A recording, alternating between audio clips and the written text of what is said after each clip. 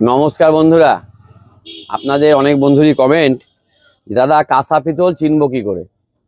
আজকে আমি আপনাদের কিছু বুদ্ধি দেখিয়ে দিচ্ছি যে কাঁসা পিতল কি করে চিনবেন, এবং ভিডিওটা যদি সম্পূর্ণ দেখেন এবং আমি সম্পূর্ণ আপনাদের দেখাবো এবং শেষে গিয়ে মানে সমস্ত কথাটা যদি আপনি শুনেন, তাহলে আপনারা এই কাঁসা পিতল সম্বন্ধে অনেকটাই ধারণা করতে পারবেন এবং চিনতে পারবেন, এবং কি করে ধরবেন যে কোনটা আসল কাঁসা কোনটা কমা কাঁসা, সে বুদ্ধিও আপনাদের আমি শিখিয়ে দেবো। ভিডিওটা সম্পূর্ণ দেখুন। আপনাদের আমি দেখাচ্ছি যে প্রথমে আপনারা প্রাথমিকভাবে চিনবেন কি করে, তারপরে ব্যবহার কিভাবে করে ধরবেন, আর সম্পূর্ণ ভিডিওটা দেখুন, তাহলে বুঝতে পারবেন। তো প্রথমে দেখুন, এই বাটি দুটোর মধ্যে দেখে কিন্তু আপনারা কিছু বুঝতে পারবেন না। তো প্রাথমিকভাবে কি করে বুঝবেন, এই বাটি দুটো আপনাদের আমি বুঝিয়ে দিচ্ছি। দেখুন, দুটোই কিন্তু সেম বাটি, একটা কাঁসার বাটি, একটা ভরণের বা পিতলের বাটি যাই বলেন। এই দেখুন, এবার এই বাটিটার আওয়াজ দেখুন।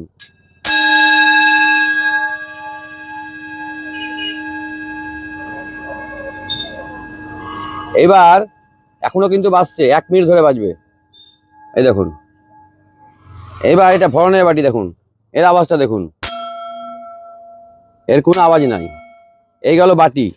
প্রাথমিকভাবে এভাবে চিনতে পারবেন, এবং আওয়াজে যদি বুঝতে না পারেন তাহলে কিভাবে চিনবেন সেটাও আপনাদের আমি বুঝিয়ে দেবো, এবং ভিডিওটা সম্পূর্ণ দেখবেন। এবারে দেখুন গ্লাস দুটো, এই গ্লাস দুটো দেখে আপনাদের বলার ক্ষমতা নাই, বা কোনো যদি দোকানদারও দেখেন তারাও বলতে পারবেন না দেখে যে কোনটা কাঁচা গ্লাস আর কোনটা ভরণের গ্লাস।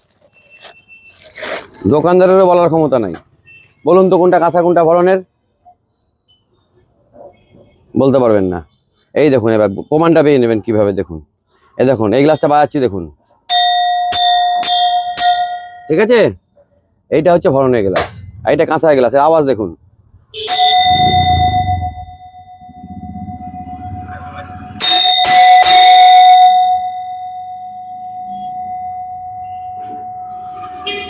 আর এইটা দেখুন ভরণের গ্লাস,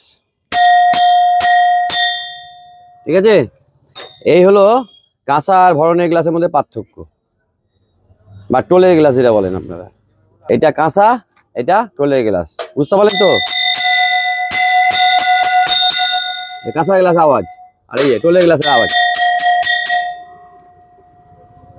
আশা করি আপনাদের বোঝাতে পারলাম। এবার দেখুন এই ছোট গ্লাসটা দেখুন, এটা দেখুন আর এটা দেখুন, এর মধ্যে কোনটা কাঁচা কোনটা টোলে বুঝবেন কি করে। এই দেখুন, এবার আপনাদের দেখাই, হলো। এবার দেখুন এটার আওয়াজ, এটা কাঁচা গ্লাস। আশা করি আপনাদের বোঝাতে পারলাম। প্রাথমিকভাবে এভাবে ধরবেন, এবং এভাবে যদি বুঝতে না পারেন তাহলে কিভাবে বুঝবেন আমি ভিডিও শেষে আপনাদের বুঝিয়ে দেবো, সম্পূর্ণ দেখুন। আচ্ছা, এবার দেখুন এই থালা দুটো, এটা কোনটা কাঁচা কোনটা ভরণ পিতল বুঝবেন কি করে। এটা হচ্ছে পিতলের থালা, এই দেখুন। এটা দেখুন কাঁচার থালার আওয়াজ দেখুন।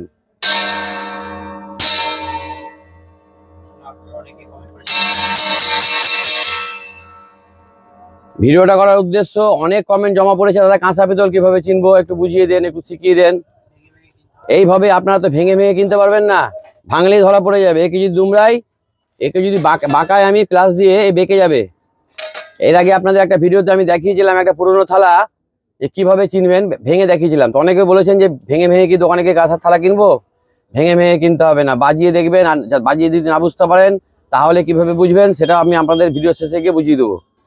এই গেল থালা, এই যে এটা হলো কাঁসার থালা, এটা হলো পিতলের থালা। আচ্ছা, এবারে এই থালাটা বলুন। এর মধ্যে এই যে থালাগুলো দেখছেন, এগুলো সমস্তটাই কিন্তু কাঁসার থালা। এই থালাগুলো দেখছেন, এই যে দেখে কিচ্ছু বুঝতে পারবেন না, এইটা হচ্ছে কাঁসার থালা। এবার দেখুন কাঁসার থালার আওয়াজটা আপনাদের বুঝিয়ে দিচ্ছি।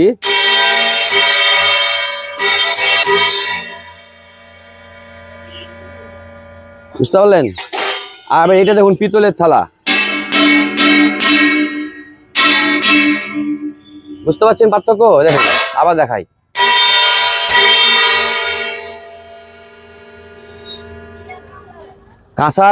কাঁসাতে বাড়ি পড়লে বাজনাটা আপনার যে সুরটা তৈরি হবে সেটা অনেকক্ষণ ধরে থাকবে। পিতলে কিন্তু সেটা থাকবে না। এটা পিতলের থালা। এগুলো এখন বিয়ের গিফটে এগুলো বেশি বিক্রি হচ্ছে, মানে এগুলোর দাম অনেক কম, 750 টাকা, 700 টাকা, 800 টাকা, যে যেরকম পাচ্ছে বিক্রি করছে, ঠিক আছে। আর এইগুলো আপনার নিতে গেলে কাঁসার থালা নিতে গেলে 1800 টাকা 1700 টাকা দাম আছে আমাদের এখানে। কোথায় কি আছে আমি বলতে পারবো না, আমরা যেটা বিক্রি করছি 1700 1800 আমরা বিক্রি করছি। এটা 750 700, কোনো কোনো দোকানদার 800 বিক্রি করছে। এটা হচ্ছে পিতলের থালা, এটা হচ্ছে কাঁসার থালা। এইবার আপনাদের যে কথাটা বলছি আমি, এই যে এটা কাঁসার পিতলের থালা, পিতলের বাটি, আর এটা হচ্ছে টোলের গ্লাস, নট পিতল, এটা আমাদের ভাষায় টোল। অনেক দোকানদার আমাকে গাল দিবেন, কিন্তু যেটা সত্যি কথা সেটাই বলি। আমরা খাগড়ার ব্যবসাদার, আমরা মুর্শিদাবাদের কাঁসার ব্যবসাদার, আমরা ওইসব 2 নম্বরই কথা বলে মাল বিক্রি করি না। অনেক দোকানদার আছে বাইরে, তারা করতে পারে। আমরা কাঁসাকে কাঁসা বলে বেচি, পিতলকে পিতল বলে বেচি। তো এইগুলো হচ্ছে কোনোটাই কাঁসা না। এই জিনিসটা যখন আপনি ব্যবহার করবেন তখন কি করে ধরবেন, এটাতে যখন ভাত খাবেন বা এটাতে সবজি রাখবেন বা এটাতে জল খাবেন, খাবার পর থালটা রেখে দেবেন 1 ঘন্টা সবজি খাবার লাগানো অবস্থায়। দেখবেন খাবারগুলো সব সবুজ সবুজ হয়ে যাবে এবং থালটা ধোয়ার পরে থালের কালার ডিসকালার হয়ে যাবে, একটা আলাদা টাইপের কালার হয়ে যাবে। এবং খাবারগুলো বেশিক্ষণ লেগে থাকলে সবুজ সবুজ হয়ে যাবে এবং খাবার খেতে গিয়ে খাবারের একটা গন্ধ আসবে। আপনারা কাঁসা পিতল ব্যবহার করেছেন, তারা বাড়ির যারা পুরনো দিনের লোক, তারা দেখলেও বলে দিতে পারবেন এবং ব্যবহার করলে তারা ধরে নিতে পারবেন। আপনাদের বলি, এই সমস্ত থালাগুলোতে খাবার লাগিয়ে রেখে দেবেন কিছুক্ষণ, তারপরে দেখবেন খাবারের রঙের কোনো পরিবর্তন আসছে কিনা। যদি দেখেন রঙের পরিবর্তন আসছে, খাবারগুলো খারাপ হয়ে যাচ্ছে, তাহলে জানবেন যে এটা 2 নম্বর কাঁসার থালা না, এটা 2 নম্বর থালা। আর এবার আপনাদের বলি, এই যে কাঁসার থালা, এই কাঁসার থালা বা এই কাঁসার থালায় যদি খাবার আপনি বা এই গ্লাস, এই বাটি, এটা হচ্ছে কাঁসা, ঠেকলেই কেমন আওয়াজ হবে দেখবেন। এই দেখুন,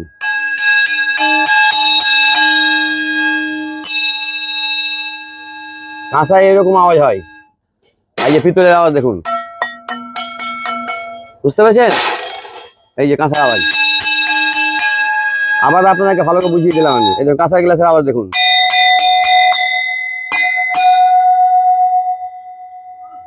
কত সুন্দর বাজছে দেখুন। আর টোলের গ্লাসটা আওয়াজ দেখুন। তো যাই হোক, এইটাতে যখন আপনারা খাবার খাবেন বা খাবার লেগে থাকবে 1 ঘন্টা বা 2 ঘন্টা, তাও কিন্তু খাবারে কোনো পরিবর্তন আসবে না।